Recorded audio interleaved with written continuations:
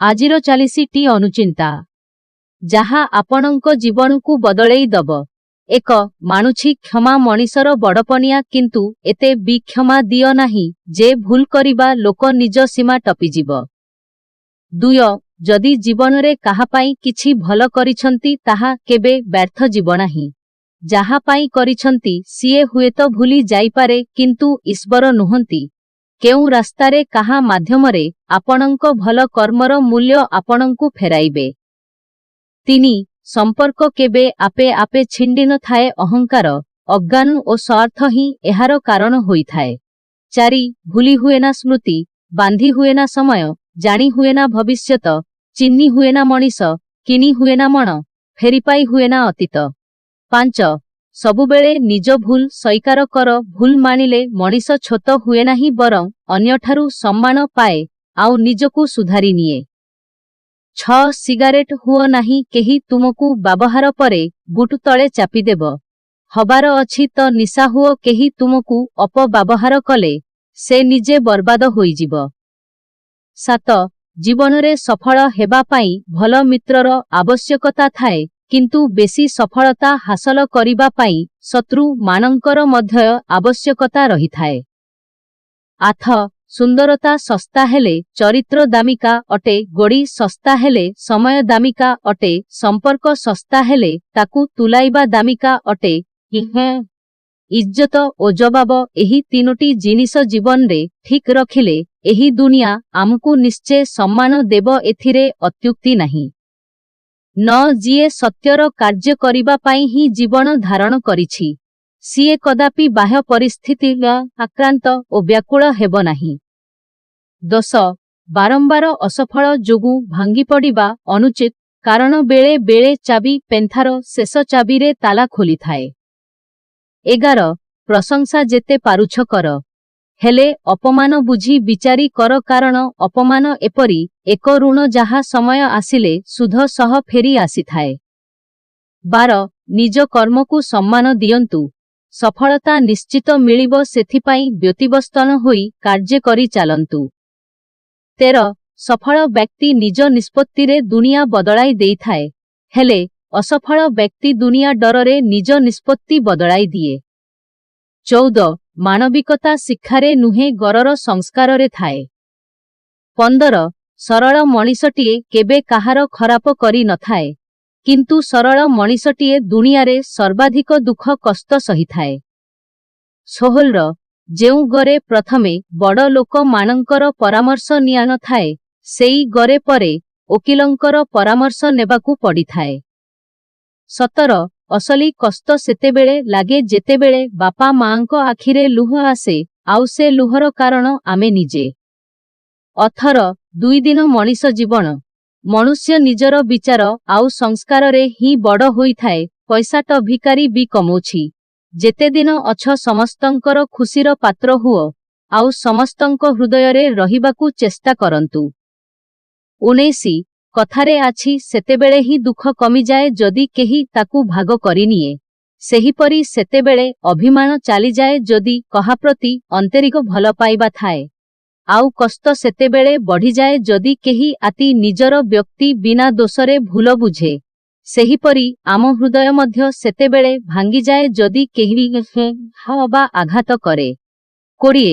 ତେଣୁକରି ଅନ୍ୟର ପଦବୀ ପ୍ରତିଷ୍ଠା ଦେଖି ସର୍ବଦା ଖୁସି ହୁଅନ୍ତୁ, ତାଙ୍କୁ ଶୁଭେଚ୍ଛା ଜଣାନ୍ତୁ ଏବଂ ତାଙ୍କ ପରି ଯୋଗ୍ୟ ହେବା ନିମନ୍ତେ ପ୍ରାଣପଣେ ଉଦ୍ୟମ କରନ୍ତୁ। ଯଦି ସେ ବ୍ୟକ୍ତି ଅହଙ୍କାରୀ ଅଟନ୍ତି, ତାହେଲେ ଆପଣ ନମ୍ରତା ଦ୍ୱାରା ତାଙ୍କୁ ସତ୍କାର କରନ୍ତୁ, ତାଙ୍କର ସଫଳତାକୁ ନିଜର ବୋଲି ମନେ କରନ୍ତୁ। ତେବେ ଯାଇ ଆପଣଙ୍କ ହୃଦୟରୁ ଈର୍ଷା ଆପେ ଆପେ। ତେଣୁକରି ତ କଥାରେ ଅଛି, ବିଳମ୍ବରେ ହେଲେ ସୁଦ୍ଧା ପ୍ରେମ ଓ ସତ୍ୟର ହିଁ ସର୍ବଦା ବିଜୟ ହୋଇଥାଏ। 21. ଆପଣ ଏହା ନିଶ୍ଚୟ ମନେ ରଖନ୍ତୁ, ଜୀବନ ଓ ସମୟ ହେଉଛି ମନୁଷ୍ୟର ସର୍ବଶ୍ରେଷ୍ଠ ଗୁରୁ। ତେଣୁକରି ତ ଏ ଜୀବନ ଆମକୁ ସମୟର ଉପଯୋଗ କରିବା ଶିଖାଇଥାଏ ଏବଂ ସମୟ ମଧ୍ୟ ଆମକୁ ଆମ ଜୀବନର ମୂଲ୍ୟ ବତାଇଥାଏ ଯେ ଏହାର ପ୍ରକୃତରେ ମୂଲ୍ୟ କେତେ। 22. ନିଜ ଭିତରେ ଥିବା କଷ୍ଟ ଯେତେ ଯାହାକୁ କୁହ, ନିଜ କଷ୍ଟକୁ ନିଜ ଛଡ଼ା କେହି ବୁଝିପାରିବେ ନାହିଁ। 23. ଜୀବନ ଥିଲେ ଦୁଃଖ ବି ଅଛି, ଦୁଃଖ ବିନା ସୁଖର କିଛି ମାନେ ନାହିଁ। କାଲି କଣ ହେବ ବେଶୀ ନ ଭାବି ସାବଧାନ ରହି ହସି ଆଗକୁ ବଢ଼ ସବୁ ଠିକ୍ ହେବ। ଏ ସମୟ ବିତିଯିବ ଈଶ୍ୱରଙ୍କ ପ୍ରତି ଆସ୍ଥା ରଖ ସବୁ ତାଙ୍କର ଲୀଳା ଧର୍ମର ଜୟ ଓ ପାପର କ୍ଷୟ ତ ହେବ ହିଁ ହେବ ତୁମେ ଯଦି ଠିକ୍ ଅଛ ତେବେ ଚିନ୍ତା କାହିଁକି।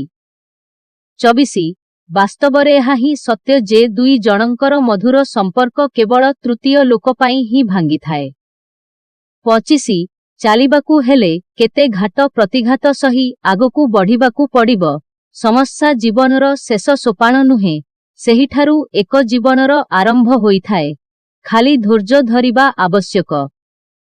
26 ରକ୍ତ ସମ୍ପର୍କ ଅପେକ୍ଷା ହୃଦୟର ସମ୍ପର୍କ ସବୁଠାରୁ ଶ୍ରେଷ୍ଠ କାହିଁକି ଜାଣନ୍ତି ବେଳେ ବେଳେ ବୟସର ଅପରାହ୍ନରେ ରକ୍ତ ସମ୍ପର୍କ ଧୋକା ଦେଇଥାଏ କିନ୍ତୁ ହୃଦୟ ସମ୍ପର୍କ ମଲା ପର୍ଯ୍ୟନ୍ତ ସମ୍ପର୍କରେ ରହିଥାଏ।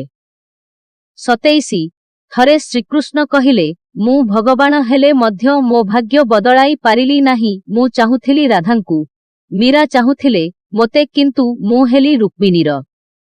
28 ଯେବେ କିଏ ବ୍ୟସ୍ତ ହୋଇ ତା ସମସ୍ୟା ତୁମକୁ ଜଣାଇଥାଏ ତେବେ ଜାଣି ରଖ ସେ ତୁମ ଉପରେ ଈଶ୍ୱର ଭଳି ବିଶ୍ୱାସ ରଖେ ତା ବିଶ୍ୱାସକୁ କେବେ ଭାଙ୍ଗ ନାହିଁ। 29 ମଣିଷ ଶରୀରର ସବୁଠାରୁ ସୁନ୍ଦର ଅଂଶ ହେଲା ତା ମନ। ଯଦି ସେହି ମନ ହିଁ ସଫା ଥିବ ତେବେ ଚମକୁଥିବା ଚେହେରାର କିଛି ମୂଲ୍ୟ ନଥାଏ। 30 ବେଶୀ କଥାରେ ସମ୍ମାନ ନଷ୍ଟ, ବେଶୀ ଚିନ୍ତାରେ ସମୟ ନଷ୍ଟ, ବେଶୀ ପ୍ରେମରେ ସମ୍ପର୍କ ନଷ୍ଟ, ବେଶୀ ସ୍ନେହରେ ସନ୍ତାନ ନଷ୍ଟ, ବେଶୀ ଭୋଜନେ ଶରୀର ନଷ୍ଟ, ବେଶୀ ଆଦରେ ସଂସ୍କାର ନଷ୍ଟ ନ କରିଲେ କିଛି ବେଶୀ ନା ହେବ ନଷ୍ଟ ନା ହେବ କଷ୍ଟ କଥାରେ ଅଛି ଅତିରୁ ଇତି।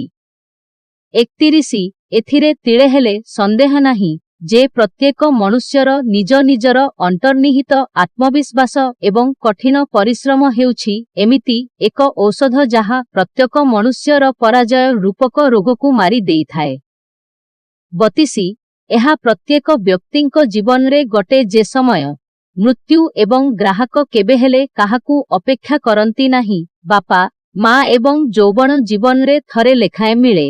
ଧନ ଭୋଜନ ଏବଂ ସ୍ତ୍ରୀ ଏମାନଙ୍କୁ ସର୍ବଦା ପରଦା ଭିତରେ ରହିବା ଯୋଗ୍ୟ। କୁସଙ୍ଗ ସ୍ୱାର୍ଥ ଏବଂ ନିନ୍ଦା ଏସବୁଠୁ ଯଥା ସମ୍ଭବ ଦୂରେଇ ରହିବା ଉଚିତ। କାମଲୋଭ ଏବଂ ମନ ଏମାନଙ୍କ ଉପରେ ସର୍ବଦା ଆୟତ୍ତ ରଖିବା ଉଚିତ। ଈଶ୍ୱର ପରିଶ୍ରମ ଏବଂ ବିଦ୍ୟା ଏଥିରେ ସବୁବେଳେ ମନ ଲଗାଇବା ଉଚିତ। ରଣ ଦାୟିତ୍ୱ ଓ ରୋଗ ଏହାକୁ ଭୁଲିବା ଉଚିତ ନୁହେଁ। ବାଳକ ଭିକାରୀ ଓ ପାଗଳ ଏମାନଙ୍କୁ ସର୍ବଦା ଦୟା କରିବା ଉଚିତ। ବାପା ମା ଏବଂ ଗୁରୁ ଏମାନେ ସର୍ବଦା ପୂଜ୍ୟ ଜୀବନରେ କେବେ ବି ଏମାନଙ୍କ ଋଣ ଶୁଝା ଯାଇପାରେନା। 33 ତେଣୁକରି ତ ପାହାଡ଼ର ତଳକୁ ଖସିଯାଇଥିବା ବ୍ୟକ୍ତି ହୁଏତ ଉଠି ଠିଆ ହୋଇପାରେ କିନ୍ତୁ ନଜରରେ ତଳକୁ ଖସିଯାଇଥିବା ବ୍ୟକ୍ତି କେବେହେଲେ ଉପରକୁ ଉଠିପାରେ ନାହିଁ। 34 ସଂସାରରେ କୌଣସି ବସ୍ତୁ ଚିରସ୍ଥାୟୀ ନୁହେଁ। ଜଣେ କୋଟିପତି ସମୟ ଚକ୍ରରେ ଭିକାରୀ ହୋଇପାରେ, ଆଉ ଜଣେ ଗରିବ କାଲି ବି କୋଟିପତି ହୋଇପାରେ ସେଥିପାଇଁ ଟଙ୍କା ପଇସାର ଅହଙ୍କାରରେ କାହାକୁ ଛୋଟ ଭାବିବା ଅନୁଚିତ। 35 ଜୀବନରେ ଆଗକୁ ଯିବାକୁ ହେଲେ ସମୟ ସହିତ ନିଜକୁ ବଦଳାଇବାକୁ ପଡ଼ିବ ନହେଲେ ବୟସ ଚାଲିଯିବ ରାସ୍ତା ବି ସରିଯିବ ଆଉ ଭବିଷ୍ୟତ ସେଇଠି ଅଟକିଯିବ। 36 ଚେଷ୍ଟା କରୁଥିବା ଲୋକ କେବେ ତା ଜୀବନରେ ହାରିନଥାଏ, ଆଉ ଈର୍ଷା କରୁଥିବା ଲୋକ କେବେ ଉପରକୁ ଉଠିନଥାଏ। 37 ଦୁନିଆରେ ସବୁ ଜିନିଷ ଅତି ସହଜରେ ମିଳିଯାଏ ହେଲେ ଯାହା ଖୋଜିଲେ ବି ମିଳେ ନାହିଁ ତାହା ହେଉଛି ନିଜର ଦୋଷ। 38 ପ୍ରତ୍ୟେକ ବ୍ୟକ୍ତି ଭଲ ହେଇ ନ ପାରନ୍ତି ହେଲେ ପ୍ରତ୍ୟେକ ବ୍ୟକ୍ତି ନିକଟରେ କିଛି ନା କିଛି ଭଲ ଗୁଣ ରହିଛି, ତେଣୁ କାହା ପ୍ରତି ହେୟଜ୍ଞାନ କରନ୍ତୁ ନାହିଁ। 39 ଆଜିକାର ମଣିଷ ନିଜ ପରିବାରର ସୁଖ ଅପେକ୍ଷା ପଡ଼ୋଶୀ ପରିବାରର ଦୁଃଖକୁ ଦେଖି ଅଧିକ ଖୁସି ହୋଇଥାଏ। 40 ଜୀବନରେ ବାଟ ଏକା ଚାଲିବା ଶିଖ, କାହିଁକି ନା ଯିଏ ଆଜି ତୁମ ସହ ବାଟ ଚାଲୁଛି ସିଏ ସବୁଦିନ ତୁମ ସାଥିରେ ରହିବ ବୋଲି କିଛି ମାନେ ନାହିଁ।